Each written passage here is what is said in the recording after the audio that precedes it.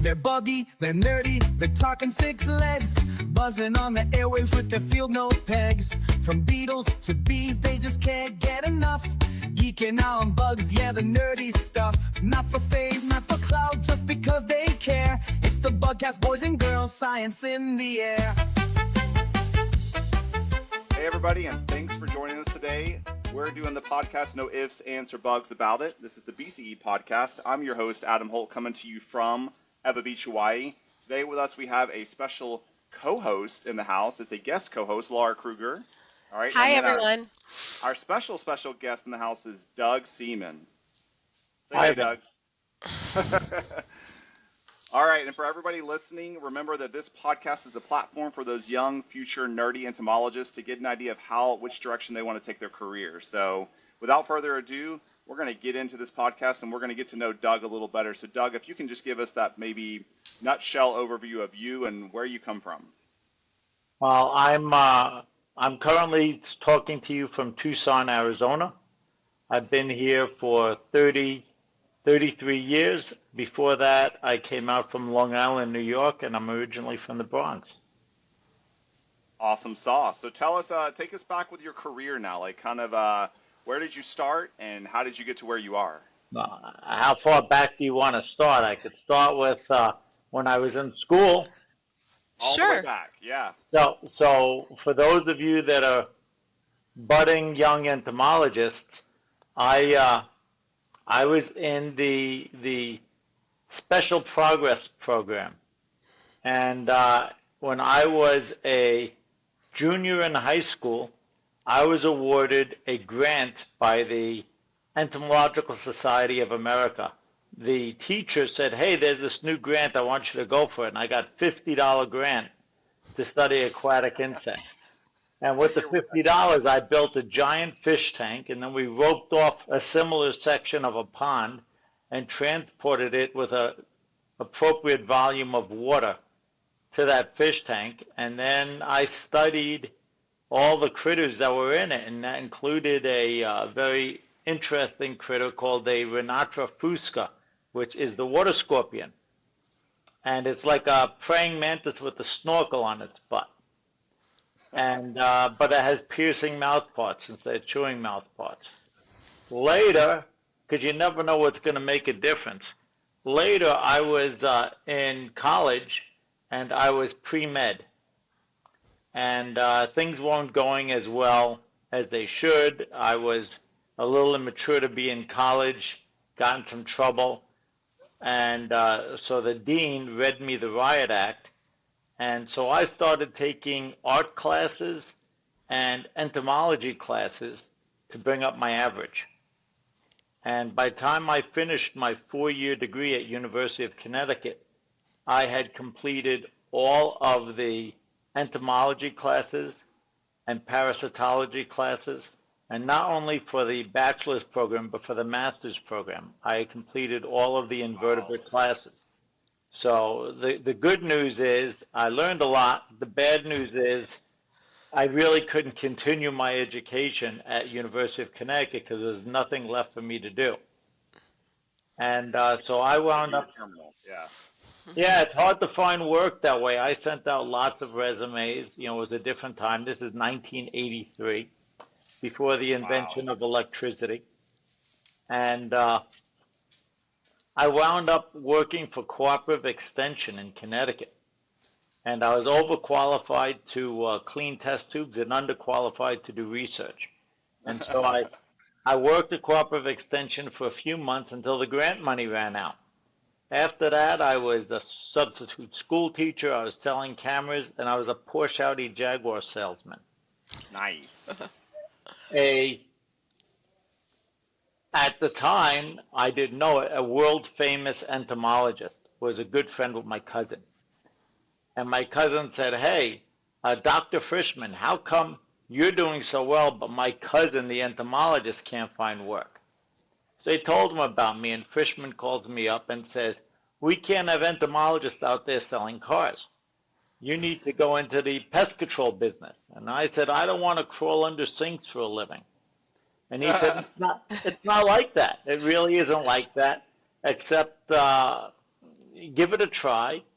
There's a company that is looking for an entomologist that doesn't know anything. And I said, that's me. I don't know anything. So, and they said, but when they ask how you know me, tell them you don't know me. So I did that, and I got the job. And that was Bell Environmental Services in New Jersey, Parsippany, New Jersey. And I started out doing animal research facilities. Now, if you are an entomologist in the pest control industry, the word entomologist does not mean insects. The word entomologist means anything related to the pest control industry, and or the weed control industry, or bird control, or noisy neighbors, or creaky houses, or leaky roofs, or mold, or anything else that might affect people. So I was working for the first year, I was working in animal research facilities, pest control and animal research facilities, and federally inspected meat and poultry plants. And we were working with some new inventions, some new products. We were working with the first sticky traps that were available for commercial use called Mr. Sticky. And that's where the name Sticky Traps comes from. Really? I never knew that. Yeah. And then we were also working with this new product. It was the first commercially available roach bait. So, cockroach bait. So that product later became Combat Max Force. Oh, wow. And then there was another product that we were using that was called magnetic roach food. And it was so good, we'd open up the jar, and you could see the antennas poke out of the corners of the walls and start quivering. And you take a spatula, you had to use a spatula and apply the bait. And we're applying the bait, and the roaches would run and eat it off the spatula while you're trying to stick it in the cracks. That's how good this stuff was. Blue Diamond magnetic roach bait. Oh my So gosh. it was a different world back then. You know, chlordane was on the verge of being banned, and life was good. Everything was different. And then I went to work for a company in New York, and the company in New York was a union shop. Now I went to a pest control conference, and I was talking to a fellow from Louisiana. And I mentioned that I was working for a union shop, and he jumped up going, "Union, union," and went running out of the room. But the union shop was there because we were in Long Island, and to do any work at all in Manhattan, in the tall buildings, you need to be part of the union. And so I became the general manager / technical director of a union shop doing pest control in Long Island, in Manhattan. So we had one customer, Donald Trump, and he fired me long before it was cool to get fired by Donald Trump. Oh, wow. Oh my gosh. There's so many questions I could ask, but we won't go there. Not for this podcast. Sorry. So, but you know, sometimes you do your job too good. I was with these people for 3 or 4 years, and he says, "Boy, you're really good at these termite sales because there's swarming season. Now, if you're on the northeast part of the country, all the termites come out on the same day, and then they start doing that. The swarms, termite swarms, happen for 2 months, and all the pest control for the whole year." The whole termite control is sold in that 2-month window. Wow. So the owner of the company said, "Hey, Doug, you're real good at this.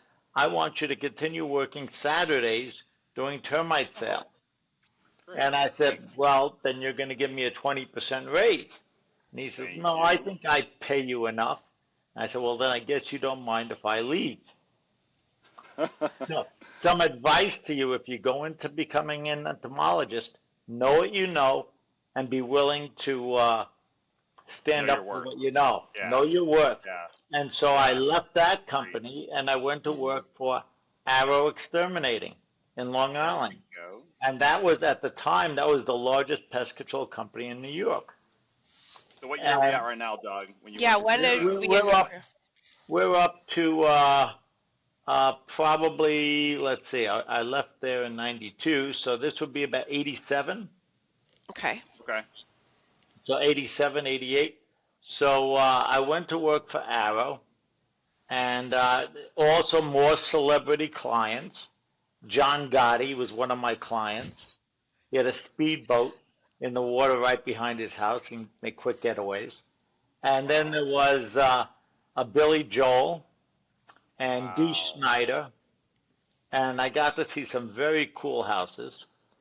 Oh, I forgot to mention, when I was at the Union Shop, we not only did uh, future Mr. President's house at future Mr. President Tower, but we also had the contract for the city housing in the South Bronx, which was as low as you can go, as opposite as you could go from Trump Tower.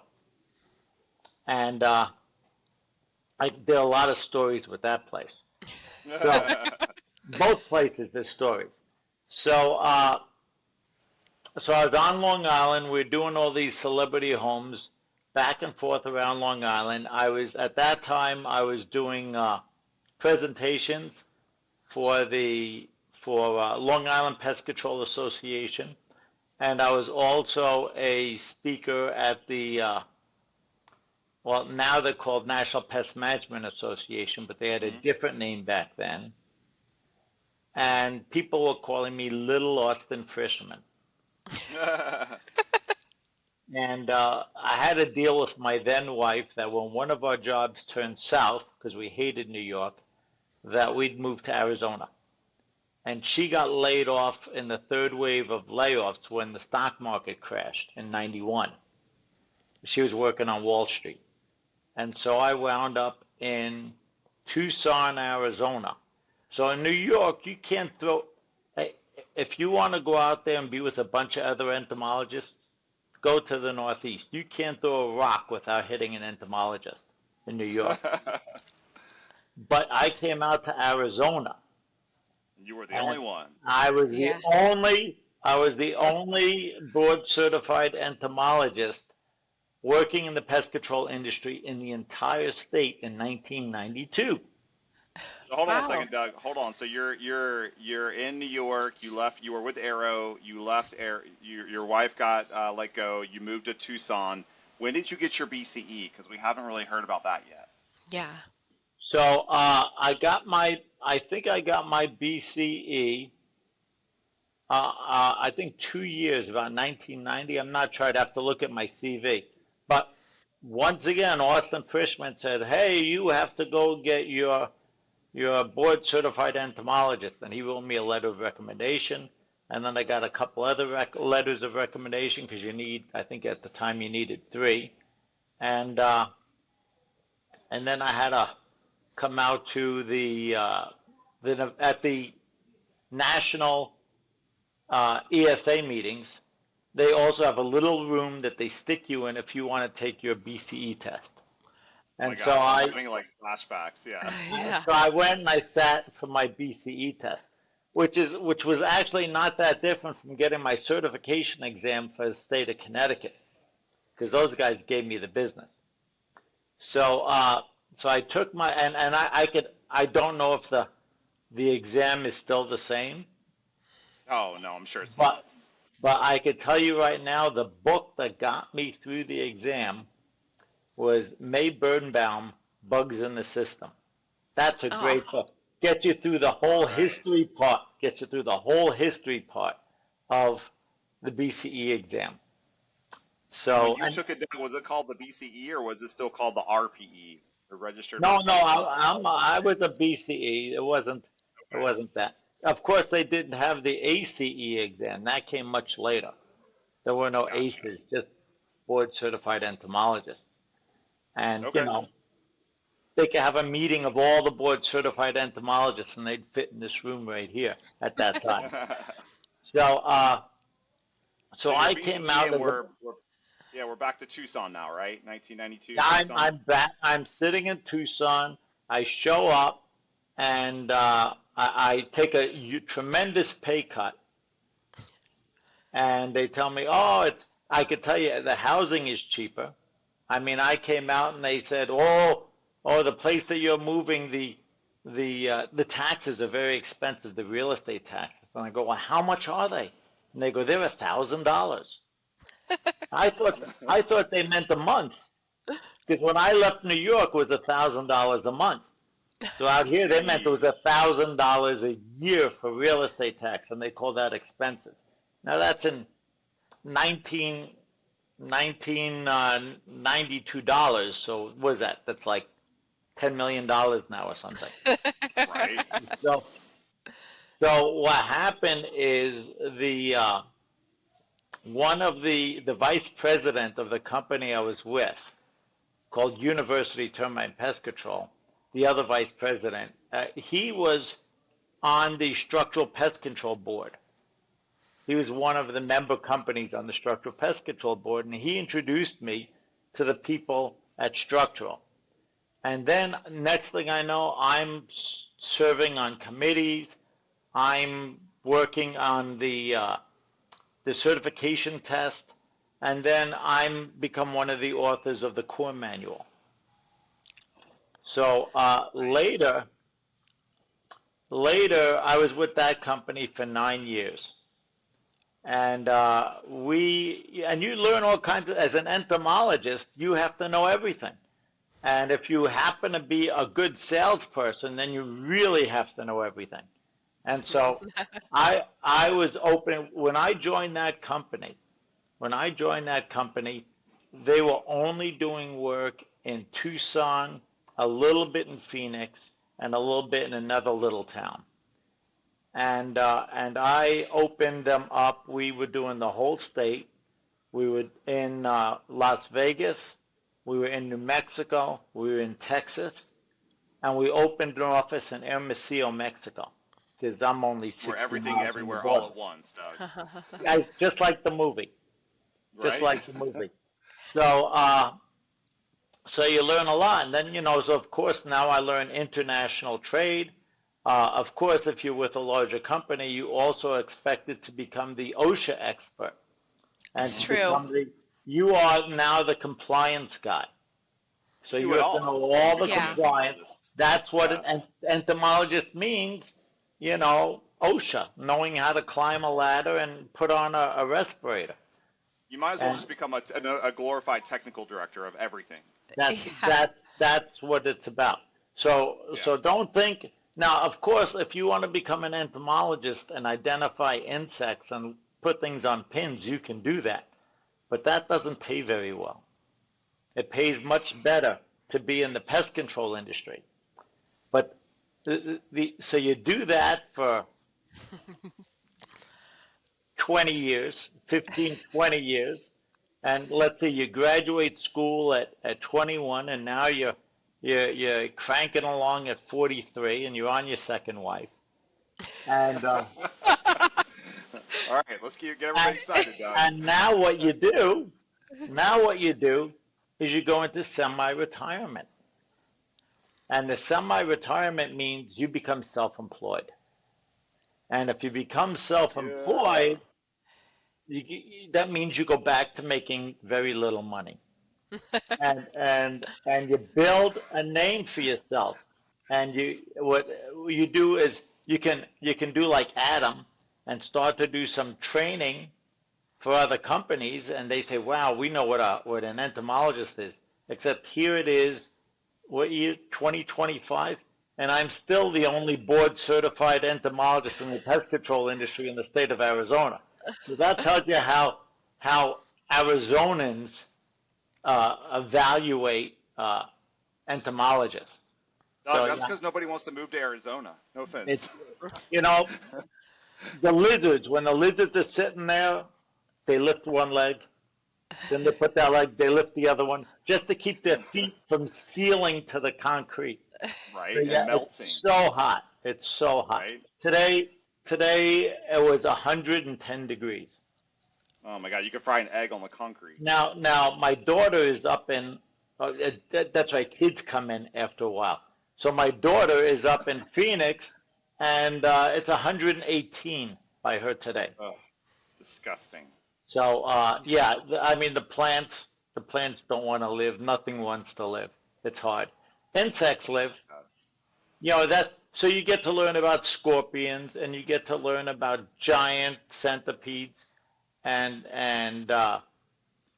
sun spiders and all kinds of really interesting stuff. And so what happens is you're doing training for other pest control companies.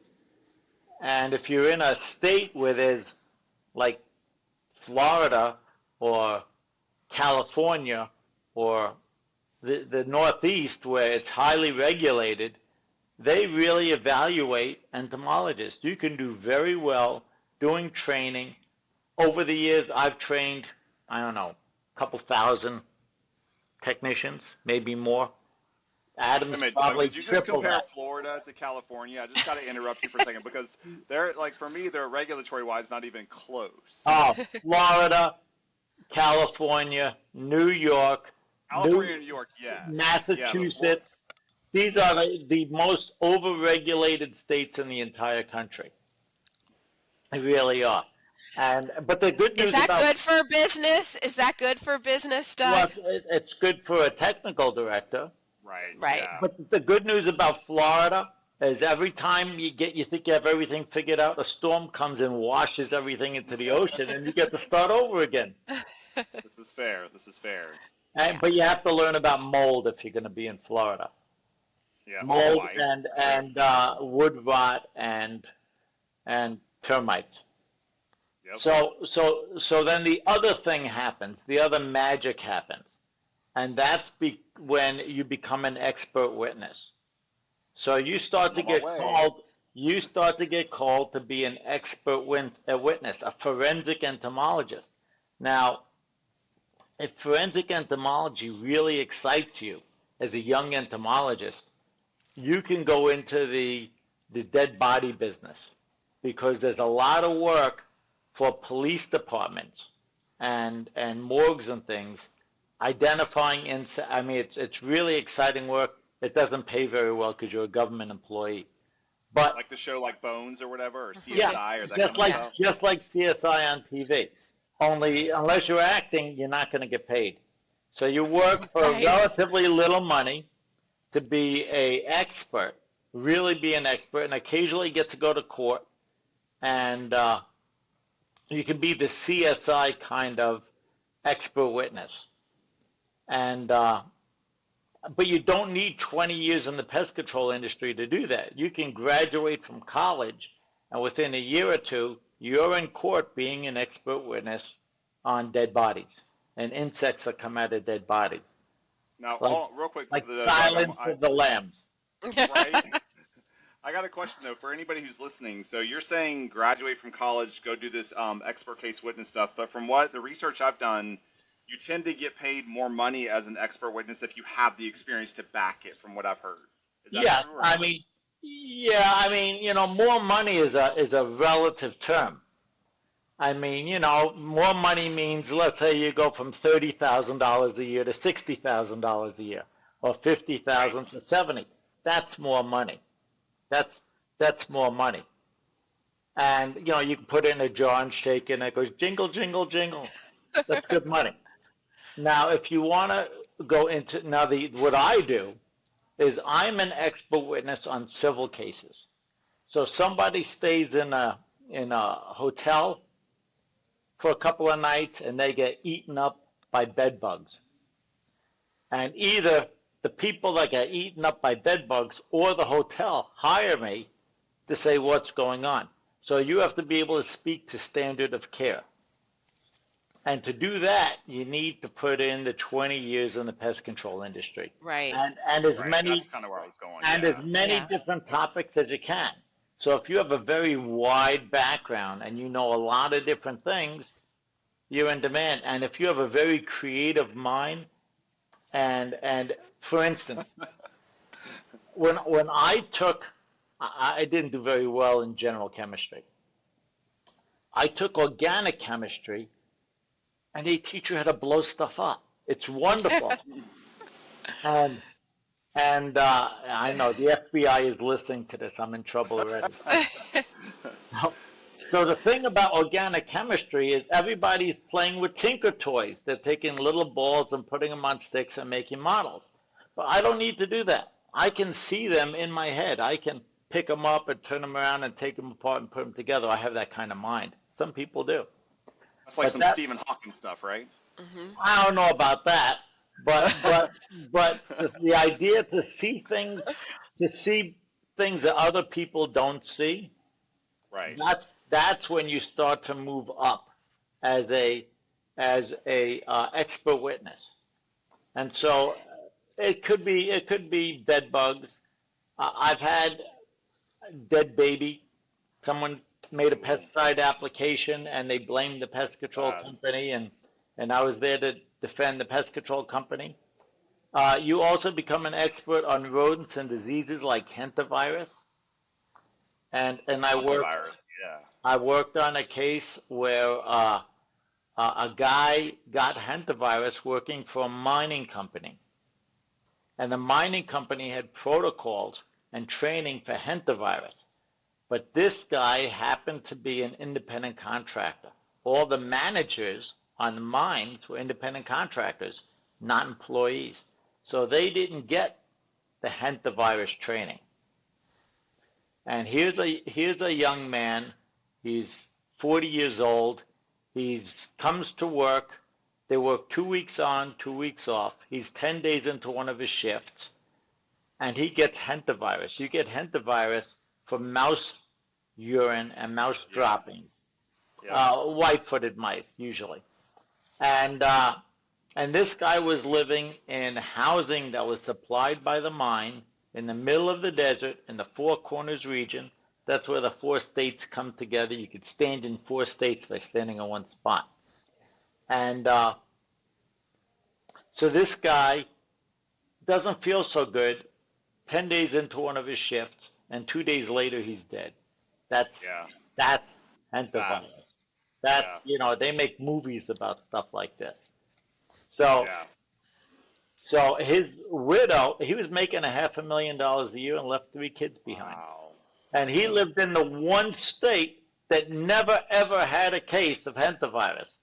So the mine even tried to say, well, he was dealing with mice at home, but there's no hantavirus up in New Hampshire. Right. So his widow sued, and I was working on behalf of the widow. I wasn't defending the evil mining company. And the jury, at the end of the trial, the jury awarded $105 million Wow. compensation and $104 million in punitive damages. So $209 million plus the company that makes the trailers and the guy's immediate supervisor, who is also an independent contractor, $13 million. So $250 million award. That's the biggest case I ever I'm had. literally getting goosebumps like right now. I do Literally. every time I talk about it. Oh my God. And so could you get a commission on that? Unfortunately, I was thinking that. Yeah. unfortunately, as an expert, you are an impartial third party. You are not allowed to take any compensation that's based on the results of this trial. So you just get paid your salary. Doug, I have a question. Can you Yeah. tell us a little bit about how, the magical thing happened, right? Which is where you began being an expert witness. But how did you decide what cases to take in your early days? Or was it because you've shared with me in the past that you're very intentional about what cases you take. Right. I've had over 200 cases, and my cases always win. And, You've won all 200, right? and That's amazing. well, I've had a couple that were draws, but pretty Okay. much. Now, don't get me wrong. If I'm on the the plaintiff side, the person that's complaining, that's suing, and I do that about 40% of the time, they're usually looking for money. So, for instance, last month we had a couple of guys that were working, and they stayed at a hotel for one night, and they got eaten up by bed bugs. One guy got bites on his private parts. And these are pest control technicians, or this is this is a customer? No, these are guys that were working an oil crew in they were oil drilling crew in Southern California. And so, are they suing the hotel, or are they suing? They're suing the hotel. They stayed in a hotel. They had stayed at this hotel before with no problems. They stayed there one night, got eaten up by bed bugs, took pictures of all the bed bugs, took pictures of everything going, took pictures of their injuries, and they sued. And they were awarded by the jury $2 million for one night of getting eaten by bed bugs. Okay, I gotta ask. Sorry, I gotta ask. How did a room have that many bed bugs, and nobody before that got eaten alive by bed bugs or brought this attention to the hotel staff? Well, a few things you need to know about bed bugs. The bed bug bite is completely painless.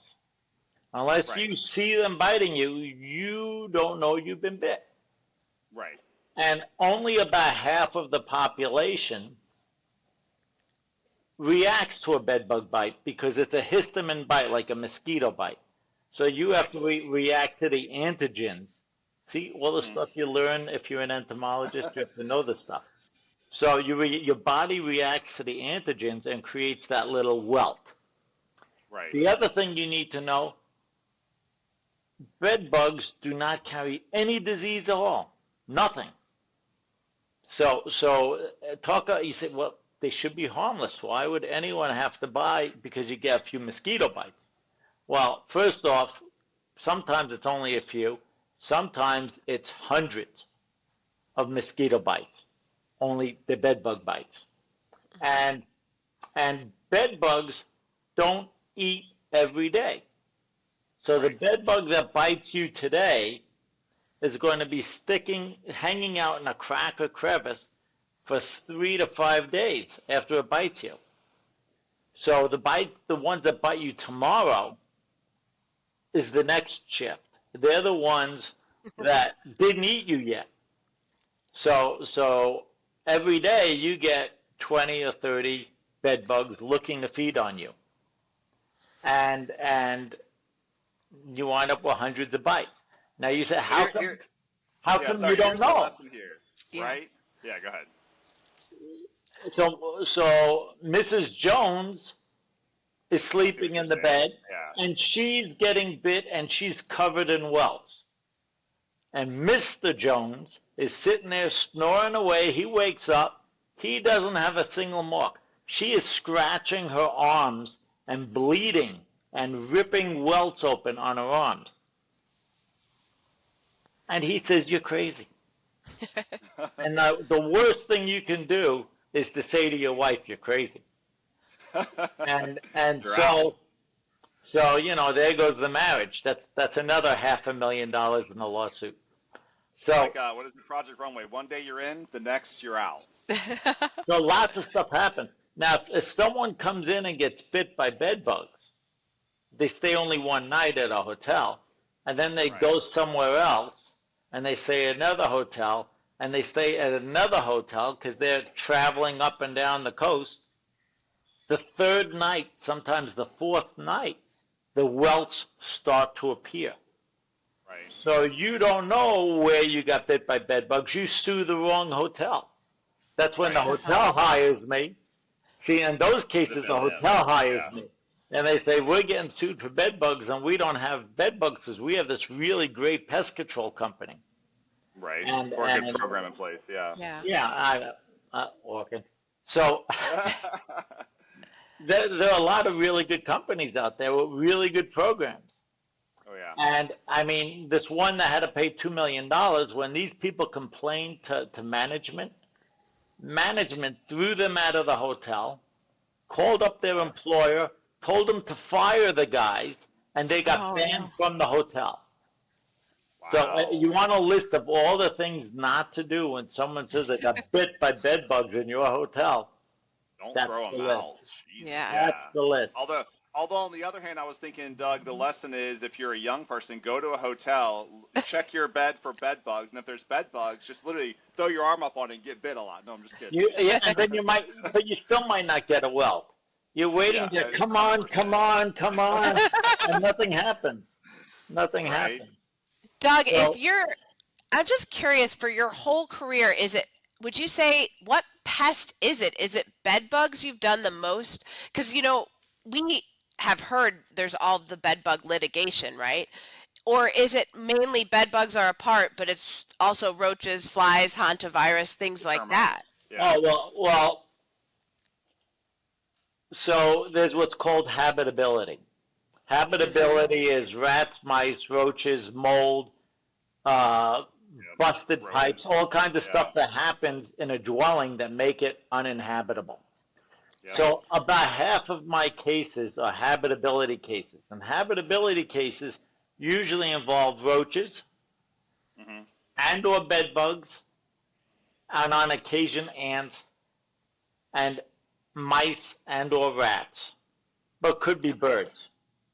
So there's a lot of things that go into a habitability case. And Have you come across the infamous swallow bugs in California? swallow bugs. So Yeah, you, they you actually talk live on about swallows. Yeah. so mostly what I come across are they're either bird mites. So I've had Yep. bird mite cases, Yep. and there was a see, I'm also a real estate broker. Everything that you do becomes part of this background. And I get a lot of work because besides being an entomologist, I'm also a real estate broker. So that means that, so let's say you're talking about something in a case. You are an expert. And then you mention standard of care in being a property manager. And the other side says, you can't talk about that because he's outside his wheelhouse. He's working outside his area of expertise. Like, actually, I'm not. And I go, real estate broker, I can talk about Oh my that. God. I also, my family, we also run a large Airbnb. I can talk about that. Property management. And I've also flipped homes. So I could talk about construction. So the more things that you get under your belt, the more, you pick up odd job, anything that interests you becomes a little source of data and information that you can use. Adam's got an interesting background too in his life, so he can talk about some things that other experts can't talk about. So, and then what happens, the funny thing is, so, as an expert, don't start out as an expert witness because you'll starve to death. It's true. Do training, do other things. Right. Use your training and your knowledge base. And then you get one expert witness job. And then maybe a few months later you get three, unless you get an entomologist that brings you under his wing and Right. boosts you. There's a Right. couple of guys that I know have done that take the shortcut. But it's you're in this for 10 years before you can get 10 cases a year. Now, you start out making less money, and as the economy grows and your experience grows, you make more money. And then you have to try and compare, $2004 to $2010. But, we talked a little about being in, and I hope you guys don't mind if I talk about money, because that's really what Oh. new entomologists want to know about, right? Yes. So I if tell you're people gonna, straight up, my first job out of college, I was with the Department of Agriculture in Florida as a laboratory technician, and guess how much I made in 2002? $26,000. yeah, my first job working in the pharmaceutical business, doing the pest control and farm, that was $20,000 a year plus a company car. And that was that was in that was when that was $1983. All right, But back Laura, then, what's your start? Mine now? was 1998 Western Exterminator, $36,000 a year plus the company car. Wow, it's actually Yeah. not bad for 1998. I mean, yeah, that was a cheaper time to live, though. You know, everything was more affordable but then. keep in mind, at the time, I was a Porsche Audi Jaguar salesman, and you can buy a Jaguar for $28,000. So Oh, so good. You made almost $20,000 enough in a money. company Yeah. car wasn't that bad an income. Oh, But that's true. Yeah. and working in for instance, if you're really experienced and you're doing this for a while and you're working in a pest control industry, some companies could pay you as much as $150,000 to work as the technical director or expert So in there. I will say in response to that, Doug, I've been a technical director for several companies, and I don't know from Laura's experience, but from my experience, especially if you're newer and you're out of college and you don't have that background No, experience, you're not going to get that new you're college. not going to No. get that. You're No, not going to get that. but 20 years, 20 Yeah. years, you can be Oh, making that kind of money. you can be But making it faster than that. Yeah, but for sure. just to let you know, that's chicken feed compared to what you can make being an expert witness. So Yeah. 10 years into being an expert witness, I told you might have 10 jobs a year. Right now, I get between 8 and 15 requests for cases a month. Wow. And I pick up about half of those. Okay. And I am moderately priced as an expert. Now, What, if you don't mind, are you allowed to share us? What do you charge per hour? Can you share that or not?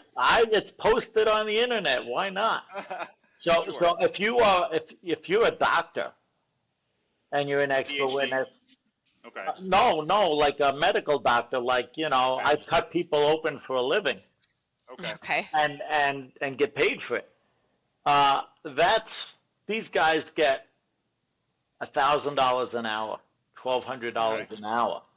Okay. That's not me. I'm an entomologist.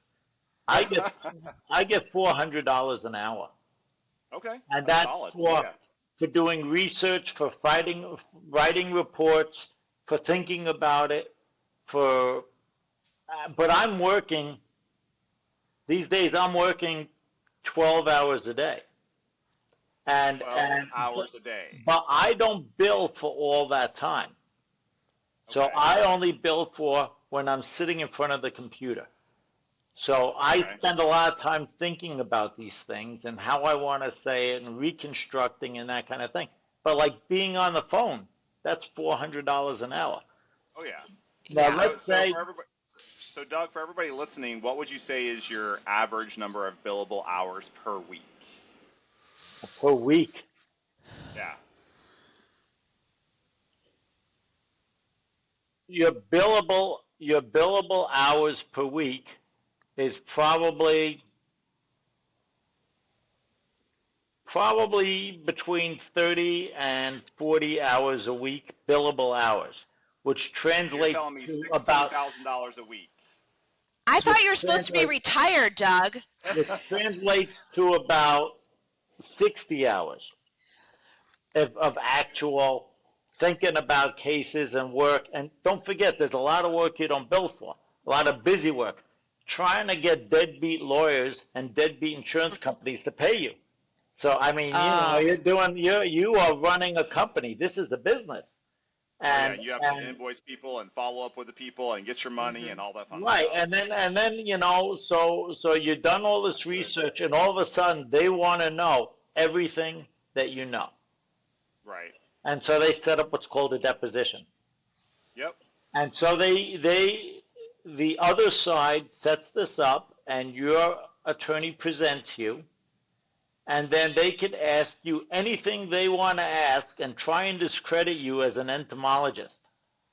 And they start out, it might be 2 hours, or the longest deposition I've had was 12 hours Oh of my Oh my gosh. beating you God. relentless. Now, that you're charging $575 an hour for depositions anytime you're under oath. So in the background, you're saying, I'm making book, I'm making book, I'm making good money. On this Right. side, you go, ouch, this hurts, stop it, stop it, stop it. And you play, it's like playing a game of chess. Yes, the good guy and the Right. bad guy on your shoulders. So, Now, Laura, so have you ever done a deposition? I've done a few of them, and that's how I've also learned over the years, because as entomologists, you got to learn about the legal system and you learn about it by being in it. And so I know I haven't done that many cases, but it was my most recent case, which actually went to a trial, and I got to experience multiple when you look out and there's a whole wall of attorneys, and that's because what Doug's also trying to say is they're trying to trip you up. They're Oh trying yeah. to get your weak spot. They're trying to get you to backtrack. They're waiting for you to lose your cool, and they are pushing on you to do that with the every biggest question, cases. they're trying to get the soundbite. They're trying to get that in the deposition. They're trying to get that soundbite that they can use against you in court. And I was just in court last week, and they're saying, "Well, isn't it true that you said this, this, this?" And I said, "That's out of context. That's not what I didn't say it that way, and that's out of context. That's not what I said." And so Right. now he has to say, "Well, what did you say?" And then your job is to make that attorney look as foolish as you can. Right. Yeah. And In the nicest way. no, don't be nice at all. See, if you're in court, You got to be a this is bulldog. this is theater. This is all It theater. is. It's all theater. And if you're a theater arts guy and you want to be an entomologist, you're doing good. So you're sitting there. So they ask you a question, and then you turn this way and you start talking to the jury, and then you come back and you talk to the attorney, and then you go and talk, and you're training and teaching the jury. So remember, I talked about being that CSI kind of expert witness. Right. I'm more like in Cousin Vinny. So you laugh, but when you go to expert witness classes, and they actually have expert witness classes, of course, like me, you wait 15 years before you take your first one. But you go to expert witness classes, and they tell you the first thing, go watch My Cousin Vinny, because that's what an expert witness is. That's the best expert witness class training right there. So that's So the kind of basically a thing lot of I money do. for them to tell me to go watch My Cousin Vinny. Yeah, it's what I do. Love I'm this. the same. Now, in all fairness, I'm also a car guy. So I knew what was going on with those tire tracks in My Cousin Vinny. I figured that out before they put it on the screen. I knew that. I was all excited. But anything that you can learn, about any topic will come back to help you later in life. God So, forbid Doug, you I should, gotta ask you you. should live as long as me, so you get to use some of this stuff. I gotta ask you another question. Because Laura, I know you've already talked about this one case that you expounded upon. What's your probably favorite, most exciting case that you out of the 200? The most exciting case, Yeah. Or interesting, whatever we want to call it. Interesting, exciting, like whatever. You know what I mean? you know, they're all exciting. They're all exciting. When I had that pest control company that did a treatment in an apartment building, and it was a property manager's apartment, and they had a brand new child. They had a brand new baby in that apartment, and that night the baby died, Oh, and they sued the pest control company. And there is absolutely no way that what they did had any effect on that child, and toxicology showed that. And they were suing for millions of dollars. Of course. And you know what? The other thing you should know is insurance companies don't want to pay for big trials. So if they could pay a little bit of money and get out of this, that's what they're going to do. So they waved $30,000 in front of this couple's face, and they took it. If you Wow. think somebody killed your baby, you don't settle for $30,000. Right. Not at all. Right. Now Take 'em to the ringer. the backstory is this was their fifth child, Oh, wow. and the state had already taken away their other four children because these were not good people. So I think what happened is Dad saw an opportunity to make some money, and I think he smothered the baby, and was trying my to pin it on the God. pest control company. So you see all kinds of stuff in this business. Wouldn't they be able to tell, like, if the baby would have been, like, if that had happened? The baby's dead. They eventually, maybe they decide it's SIDS, whatever it is, but no one was looking for that.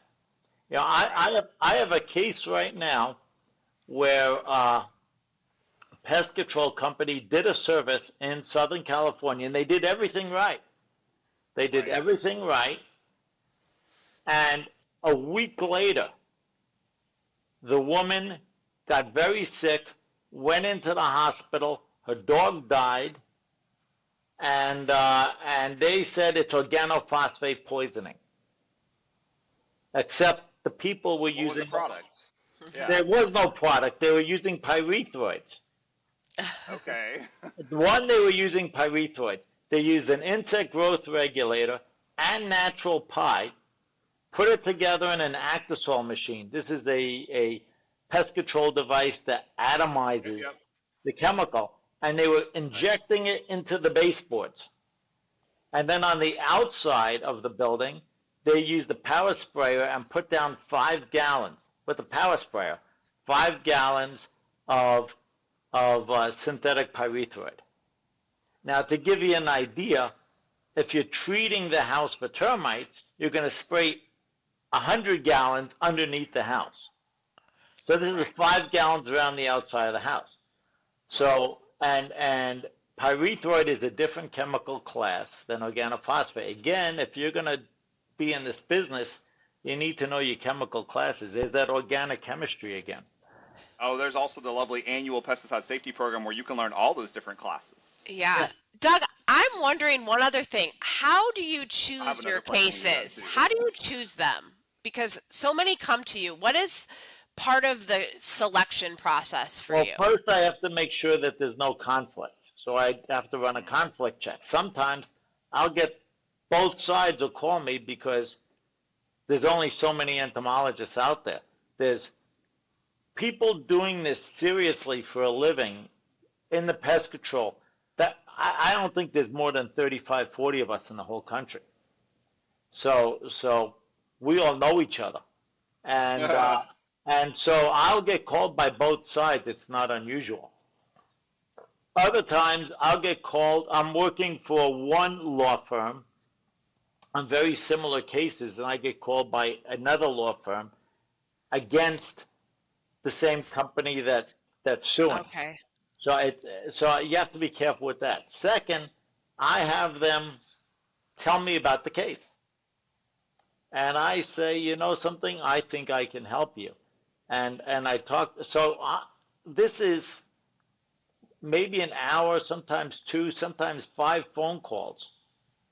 Fair And enough. you don't get paid. You talk about how many hours Right. a week. You don't get Nope. paid for this. You don't get paid until you have a retainer agreement. Now, Right. I didn't used to use a retainer agreement. I used Oh, love and handshakes, and it's hard to get paid on that. So now I Yep. use retainer agreements, Yeah, me and too. and then you have to get some of your money up front. Yep. So typically I get 10 hours up front, and that 10 hours is non-refundable. Yep. So You got to protect yourself at the end of the day. Yeah. But you want to win the case, right? So you're listening to them tell you the case, and you're thinking, well, I can I talked win to this? I talked to you about winning. So on the plaintiff side, they want to make money. So winning is I get money. On the defense side, getting them to not get Pay less money. Yeah. Pay Right. less money Well, Yeah. I had a case. It was a hotel, and the people was a retired policeman, and he got bit by bed bugs, and he had no pictures, and no evidence, and no medical reports or anything. All he had was a description of the bed bug bites that he got, and Okay. Okay. and this was a Tell me he saw hotel. nothing.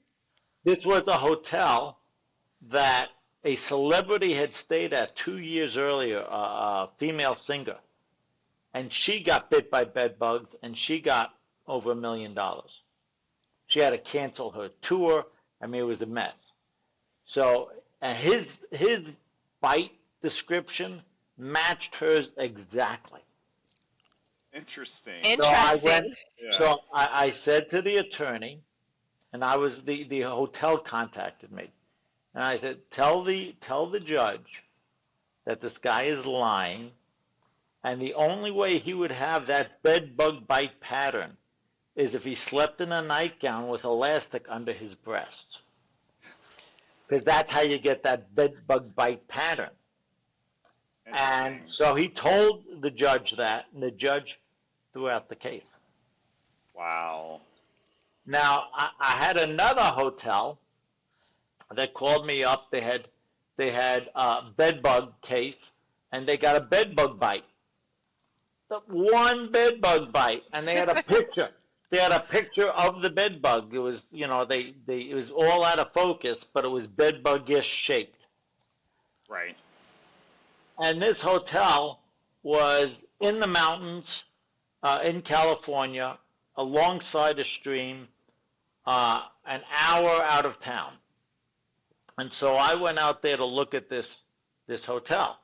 And the attorney, he showed up in his sports car, and we drove at twice the speed limit out to the hotel. We had a good time. And then I get out of the car, and there's nothing.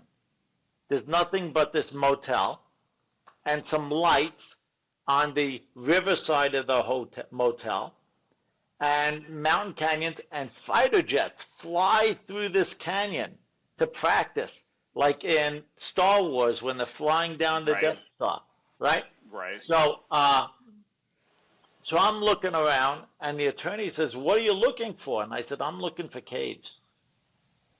He Oh, says, for bats. "Caves?" And so I go to the people working. I say, "Do you have any caves around here?" And they said, "No, but there's an abandoned mine behind the hotel, about 50 yards behind the hotel." So we go over to this mine, and it smells like bats. And what the problem was, so I go to the back of the hotel, and I look in the shed, and there's bat droppings all along the floor. And I go out, and they have those sleeve air conditioners in the motels on the back of the building, and there's bat droppings on all the sleeves. And so what was happening is the bats come out of the mine, and they're attracted to this area because of the lights, because the river has black flies in it, and the black flies are attracted to the lights at night, and so the bats fly all around, and they moved in next to the hotel, and this is the only source for these flies anywhere around. So I told the attorney what was going on. Now the lawsuit said bed bugs. If it's bat bugs, if it's honeybees, if it's giraffes, if it's dogs and cats, doesn't matter, because they're not bed bugs. So the attorney was very specific. He said, "There's a bed bug problem." So we went and said, "These are bat bugs, not bed bugs." Mm-hmm. The way you tell the difference is the hair on the side of the head is wider than the eyes. That makes it a bat bug. And if it's skinnier than the eyes as a crew cut, well, now it's a bed bug. and I didn't have any bugs. I just took pictures. I just took pictures of a bed bug and a bat bug side by side, put an explanation. I told the attorney, "Go tell the judge." So he told the judge, and the judge said to the other side, "I suggest you guys settle this case." because they just gave me some information and it's very compelling, and I suggest that you don't go to trial on this and you just take their settlement offer and make it go away, which they did. So that's an exciting. These are exciting. You know, all the cases are exciting. Hey, Doug, if you ever need some help, I'll subcontract out for you. So you let me know, okay? I could use the help, but you know, you are in Hawaii and maybe the Garden of Eden, but it is way out there.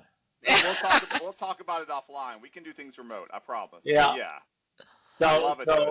So that's my life story right there. And now you find me sitting here, drowning in work, looking for an entomologist to intern with me or something. But that's if you want to be an expert witness in civil cases, a forensic expert witness in civil cases.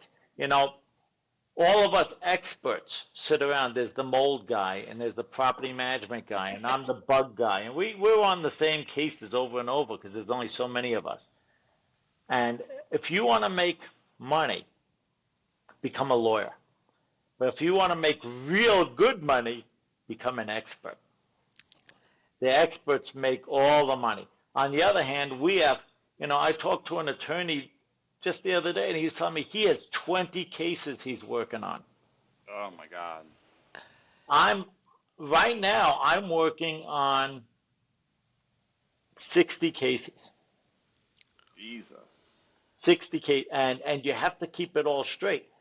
And here, so here I am working on low-income housing, right, habitability cases, apartment buildings in the same city, and the plaintiffs all have the same names, the same 6 surnames, and the property management companies, the names are generic.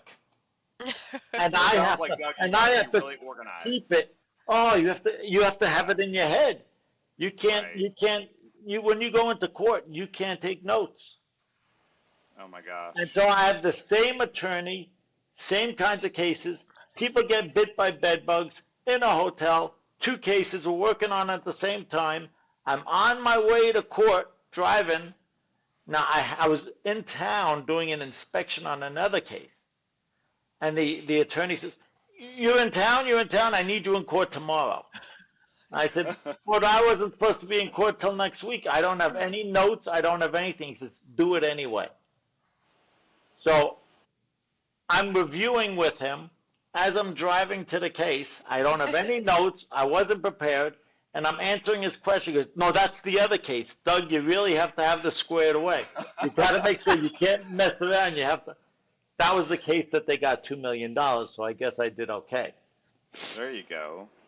But awesome, dude. I have so many more questions for you, Doug, but I think we're coming up on a good solid hour here, so maybe it's a good time to wrap it up unless Laura has some more questions. No, I just got to say, Doug, thank you so much. You know, when we become board certified entomologists, expert witnesses, nobody goes to a civil type, go to learn about civil lawsuits and entomology, and so everyone kind of teaches themselves, and we recognize how many cases you've done, and we really appreciate you spending time with us today talking about it. I really appreciate the Entomological Society of America.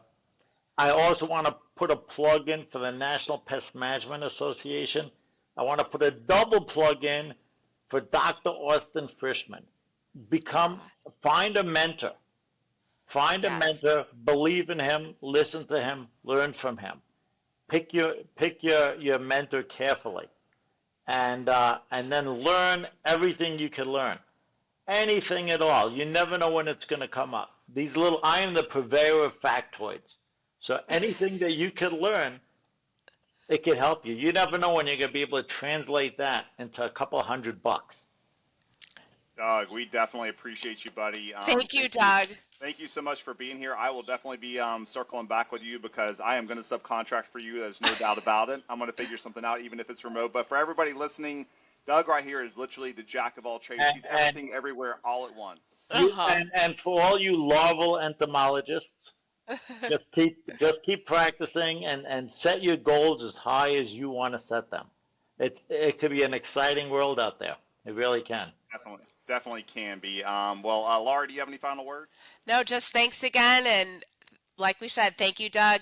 Thank you, Adam. And right, just to let you know, just to put a plug in for myself, because I forget, www.expertentomologist.com.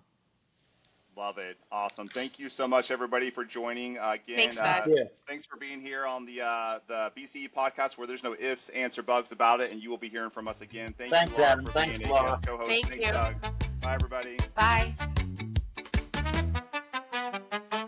They're buggy, they're nerdy, they're talking 6 legs, buzzing on the airwaves with their field note pegs. From beetles to bees, they just can't get enough. Geeking out on bugs, yeah, the nerdy stuff. Not for fame, not for clout, just because they care. It's the Bugcast, boys and girls, science in the air.